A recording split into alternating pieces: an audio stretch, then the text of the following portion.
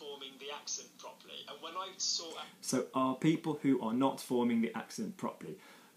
Literally, ce sont des gens qui ne font pas bien l'accent. Ce sont des gens, they're people who don't say the accent correctly. Ce sont des gens qui ne disent pas l'accent correctement, who don't use the accent correctly, qui n'utilisent pas l'accent correctement. People who have difficulty with the accent, les gens qui ont du mal avec l'accent.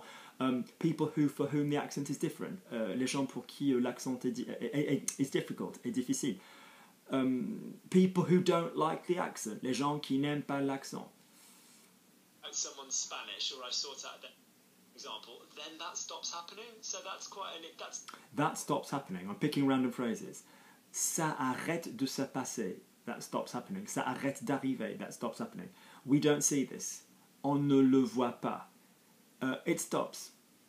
Ça s'arrête. It's finished. C'est fini. They finished doing it. Ils finissent de le faire. Everything's finished. Tout est fini. They change. Ils changent. Same ideas, guys. Just different sentences. You know, another extension of the muscle memory arc. What was your favourite memory over Christmas? What was your favourite memory over Christmas? Literally, quel était ton souvenir préféré à Noël? Or, what was the best thing at Christmas? Quelle était la meilleure chose à Noël? What pleased you the most at Christmas? I mean, literally, sometimes the harder ones will come to you more. You know, qu'est-ce que c'est qui t'a plu le plus à Noël? What was the best moment? Quel était le meilleur moment? You were happy when at Christmas? Tu étais content quand à Noël? More than likely, someone's going to remember their best moment. What was the most interesting moment? If you couldn't remember to have to do best or worst or, you know, that kind of thing, then just think, quel était le moment le plus intéressant? Quelle était la chose la plus intéressante?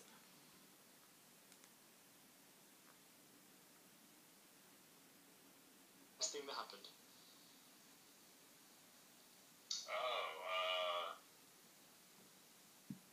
Gosh, one day in Mexico we were in a little park and this old man was... So, one day in Mexico, we were in a little park. Un jour au Mexique, nous étions dans un petit parc, au parc.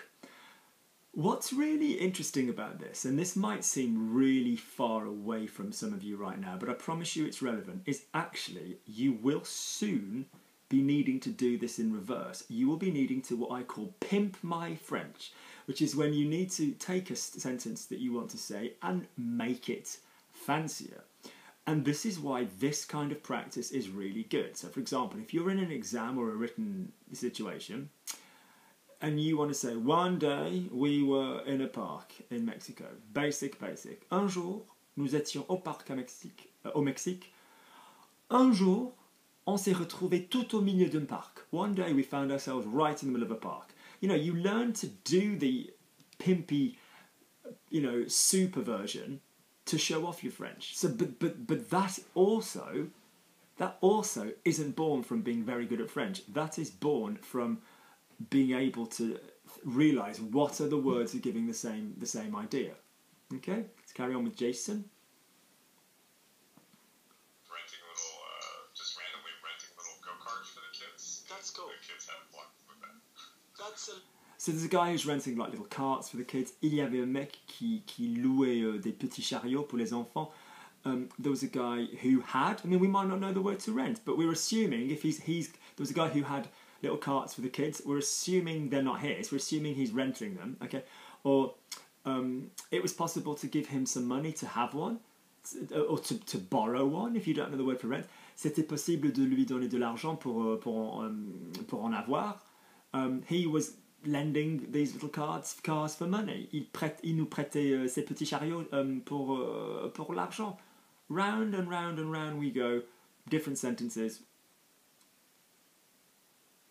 The noun, il y avait une location de. Location in French doesn't mean location.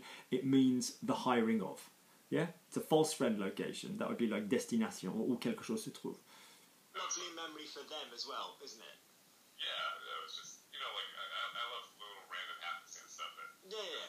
So I like little random happenstances, okay? Alors j'aime bien les petits trucs, enfin par hasard, okay? Ou de par hasard, okay? Lovely. Or I like it when something unexpected happens. Je l'aime quand quelque chose inattendu arrive ou m'arrive ou se passe. It's fantastic when this kind of thing happens. C'est fantastique quand ce genre de choses arrive.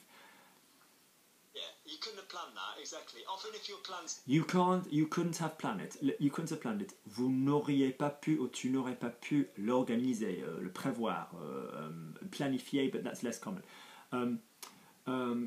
It wasn't prepared in advance. It was impossible to prepare it in advance. C'était impossible de le préparer en avance. Good. Something that you'll have checked out online, you'll have looked at the TripAdvisor, you'll have done all of that. It'll often be a bit lackluster, but when life just gives you something. So, why did you go to Mexico? Why did you go to Mexico? Pourquoi est-ce que tu es allé, or vous êtes allé, because it's basically his family, au Mexique? Or why Mexico? Pourquoi Mexique? So basically, people are going, right, Luke has taught me the verb to go. It's which tense do I need for the went? Hang on, but I've also got j'ai été, I've been in my brain. I'm a little bit, please let me know underneath if this is describing you. This is where everybody's at the beginning. Why Mexico? We know if you say Mexico that you're talking about the fact you went there. Yeah, pourquoi Mexique? Or pourquoi le Mexique? Mexique, incidentally, is a masculine country because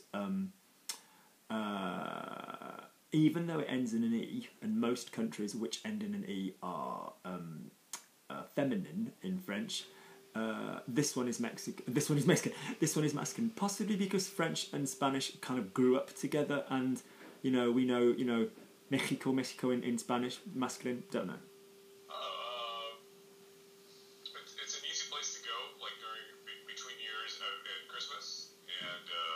It's an easy place to go. Between New Year's and Christmas.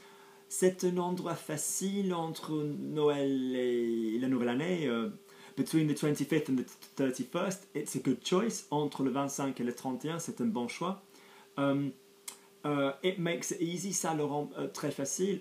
It's an obvious destination. C'est une destination évidente. Couple more. It's like a warm location.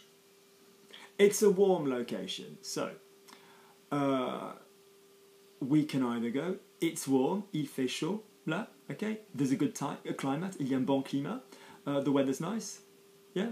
Le temps, talk about le temps. There's lots of sun. If it's warm, it generally means there's lots of sun. Although that said, Lanzarote with the clouds is still really warm. Il y a beaucoup de soleil. It's not cold. Remember, opposites is the best damn way of getting out of stuff. If you don't know how to say something, then say it's not the opposite. It's not cold. Il fait pas froid. Yeah? There's not a lot of rain. Il n'y a pas beaucoup de pluie. Whatever. Go the opposite way. Two more. Yeah, it's just that Mexico's just a great country. It's close to us. It's a great country. Let's imagine that you forgot how to say it's a great country. C'est un pays fantastique. I like to be there. J'aime bien y être. I'm happy when I'm there. Je suis content quand je suis là. I enjoy myself there. Je m'amuse là. Notice we can avoid anything we don't want to say. So, I think you've pretty much got the idea. I really, really hope that you can hear me with the vacuum hoovering in the background. Do please let me know if you found this useful. If you're not already subscribed, do please subscribe. Do click like, and brilliant. Can I remind you that there are podcasts on offer and that I am available for private tuition. Alright guys, speak soon. Take care.